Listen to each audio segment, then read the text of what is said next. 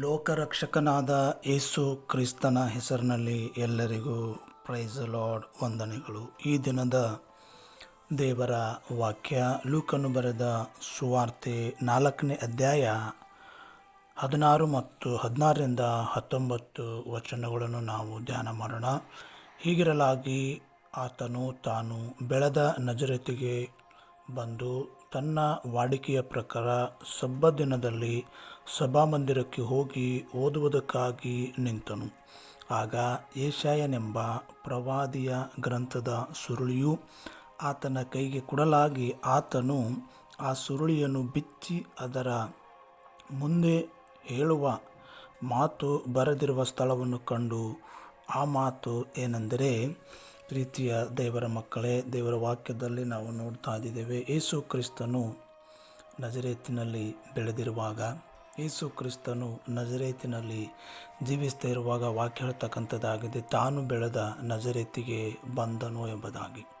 ಸಬ್ಬತ್ ದಿನದಲ್ಲಿ ಅವರು ಸಭೆಗೆ ಹೋಗಿ ಅಲ್ಲಿ ಏನು ಮಾಡ್ತಾರೆ ಅಂತಂದ್ರೆ ಓದುವುದಕ್ಕಾಗಿ ಎದ್ದು ನಿಂತನು ಎಂಬುದಾಗಿ ದೇವರ ಒಂದು ವಾಕ್ಯದಲ್ಲಿ ನಾವು ನೋಡ್ತಾ ಇದ್ದೇವೆ. ಈ ಒಂದು ಶುಕ್ರವಾರದ ಒಂದು ದಿನದಲ್ಲಿ ಕಂಪಲ್ಸರಿ ನಾವು ನಮ್ಮ ಕೆಲವೊಂದು ಸಭೆಗಳಲ್ಲಿ ಉಪವಾಸದ ಒಂದು ಪ್ರಾರ್ಥನೆ ನಡೀತಕ್ಕಂಥವುಗಳಾಗಿವೆ. ಅದಕ್ಕಾಗಿ ಉಪವಾಸದ ಪ್ರಾರ್ಥನೆಗಳಲ್ಲಿ ನಾವು ಭಾಗಿಯಾಗಿ ಅನೇಕ ವಿಷಯಗಳಿಗಾಗಿ ನಾವು ಪ್ರಾರ್ಥನೆ ಮಾಡ್ತಕ್ಕಂಥದ್ದು, ಉಪವಾಸಗಳನ್ನು ಮಾಡ್ತಕ್ಕಂಥದ್ದು ಬಹಳ ಮುಖ್ಯವಾಗಿರ್ತಕ್ಕಂಥ ಸಂಗತಿಯಾಗಿದೆ. ಇಲ್ಲಿ ಕೂಡ ನಾವು ನೋಡುತ್ತೇವೆ, ಯೇಸು ಕ್ರಿಸ್ತನ ಒಂದು ಜೀವನ ನಾವು ನೋಡುವಾಗ ವಾಡಿಕೆಯ ಪ್ರಕಾರ ಅಂದರೆ ಪದ್ಧತಿ ಪ್ರಕಾರವಾಗಿ ಅವರು ಸಭಾಮಂದಿರಕ್ಕೆ ಹೋಗ್ತಕ್ಕಂಥದ್ದು ನಾವು ನೋಡ್ತಾ ಇದ್ದೇವೆ. ಯೇಸು ಸಭಾಮಂದಿರಕ್ಕೆ ಹೋಗಿದ್ದನು, ಅಲ್ಲಿ ಓದುವುದಕ್ಕಾಗಿ ಎದ್ದು ನಿಂತನು. 18ನೇ ವಚನ ಲೂಕನ ಬರೆದ ಸುವಾರ್ತೆ 4ನೇ ಅಧ್ಯಾಯ 18ನೇ ವಚನಕ್ಕೆ ನಾವು ಬರುವಾಗ, ಕರ್ತನ ಆತ್ಮವು ನನ್ನ ಮೇಲೆ ಅದೇ, ಆತನು ನನ್ನನ್ನು ಬಡವರಿಗೆ ಶುಭವರ್ತಮಾನವನ್ನು ಸಾರುವುದಕ್ಕೆ ಅಭಿಷೇಕಿಸಿದನು,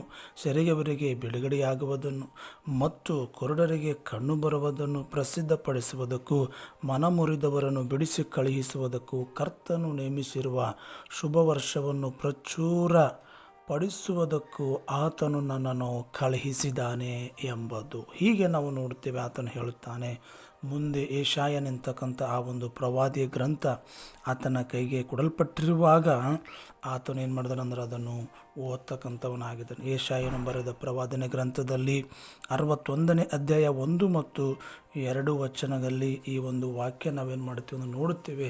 ಯೆಶಾಯನ ಒಂದು ಪ್ರವಾದನೆ ಗ್ರಂಥದಲ್ಲಿ ಯೇಸುವಿನ ಕುರಿತಾಗಿ ಬರೆಯಲ್ಪಟ್ಟಿರ್ತಕ್ಕಂಥ ಈ ಒಂದು ವಾಕ್ಯವನ್ನು ಯೇಸು ಸ್ವಾಮಿಯಲ್ಲಿ ನೆರವೇರಿಸ್ತಾ ಇದ್ದಾನೆ. ಕರ್ತನ ಆತ್ಮವು ನನ್ನ ಮೇಲೆ ಇದೆ ಎಂಬುದಾಗಿ. ಯೇಸುವಿನ ಮೇಲೆ ದೇವರ ಆತ್ಮವಿತ್ತು. ಆತನನ್ನು ಎದಕ್ಕಾಗಿ ಲೋಕಕ್ಕೆ ಬಂದನೆಂಬುದಾಗಿ ನಾವು ನೋಡುವಾಗ ಬಡವರಿಗೆ ಶುಭವರ್ತಮಾನವನ್ನು ಸಾರುವುದಕ್ಕಾಗಿ.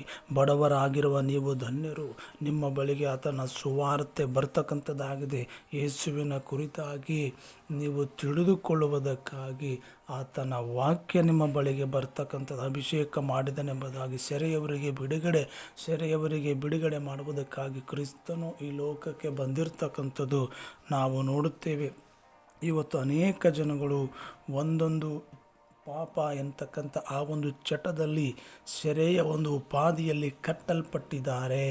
ಉದಾಹರಣೆಗಾಗಿ ನಾನು ಒಬ್ಬನು ಸರಾಯಿ ಕುಡುಕತನದಲ್ಲಿರಬಹುದು, ಕಳ್ಳತನದಲ್ಲಿರಬಹುದು, ವ್ಯಭಿಚಾರದಲ್ಲಿರಬಹುದು, ಪಾಪದಲ್ಲಿರಬಹುದು, ಅಂಧಕಾರದಲ್ಲಿರಬಹುದು, ಒಂದೊಂದರಲ್ಲಿ ಜನರು ಕಟ್ಟಲ್ಪಟ್ಟು ಸೆರೆಮನೆಯ ಒಂದು ಉಪಾಧಿಯಲ್ಲಿ ಇರಬಹುದಾದರೆ ಯೇಸು ಬರುವಾಗ ಈ ಎಲ್ಲ ಒಂದು ಪಾಪಗಳಿಂದ ನಮಗೇನು ಮಾಡ್ತಂದ್ರೆ ಬಿಡುಗಡೆ ಆಗ್ತಕ್ಕಂಥದ್ದಾಗಿದೆ. ಮತ್ತು ಯೇಸು ಕ್ರಿಸ್ತನು ಅನೇಕ ಅದ್ಭುತ ಕಾರ್ಯಗಳನ್ನು ಮಾಡಿದ್ದಾನೆ. ಕುರುಡರಿಗೆ ಕಣ್ಣು ಬರ್ತಕ್ಕಂಥದ್ದು, ಕುಂಟರಿಗೆ ಕಾಲು ಬರ್ತಕ್ಕಂಥದ್ದು, ಕುಷ್ಠ ರೋಗಿಗಳನ್ನು ಗುಣಪಡಿಸಿರ್ತಕ್ಕಂಥದ್ದು ನಾವು ನೋಡುತ್ತೇವೆ. ಯೇಸು ಹಾಗೆ ಮಾಡ್ಯಾರ, ಈಗ ಮಾಡುವುದಿಲ್ಲ ಅಂತೇನಿಲ್ಲ. ಯೇಸು ಈಗಲೂ ಕೂಡ ಯಾರು ನಂಬುತ್ತಾರೋ ಅವರ ಜೀವಿತದಲ್ಲಿ ಅದ್ಭುತ ಕಾರ್ಯಗಳನ್ನು ಮಾಡುತ್ತಾರೆ.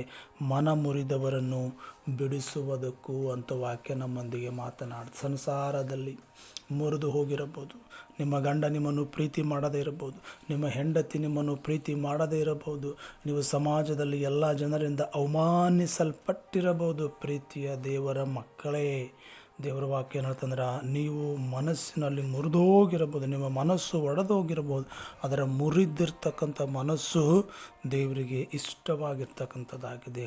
ನಿಮ್ಮ ಮನಸ್ಸುಗಳನ್ನು ದೇವರು ಏನು ಮಾಡ್ತಾನಂದ್ರೆ ಕಟ್ತಕ್ಕಂಥವನಾಗಿದ್ದಾನೆ. ನಿಮ್ಮನ್ನು ಸಂತೈಸುವರು ಇಲ್ಲದೇ ಇರಬಹುದು, ಯೇಸು ಕ್ರಿಸ್ತನು ನಿಮಗೆ ಏನು ಮಾಡ್ತಾನಂದ್ರೆ ಸಂತೈಸ್ತಕ್ಕಂಥವನಾಗಿದ್ದಾನೆ. ಯೇಸುವಿನ ಬಳಿಗೆ ಬಂದು ನಾವು ಪ್ರಾರ್ಥನೆ ಮಾಡುವಾಗ ಕರ್ತನು ನಿಮ್ಮನ್ನು ಸಂತೈಸ್ತಕ್ಕಂಥವನಾಗಿದ್ದಾನೆ. ವಾಕ್ಯ ಹೇಳ್ತಕ್ಕಂಥದ್ದಾಗಿದೆ.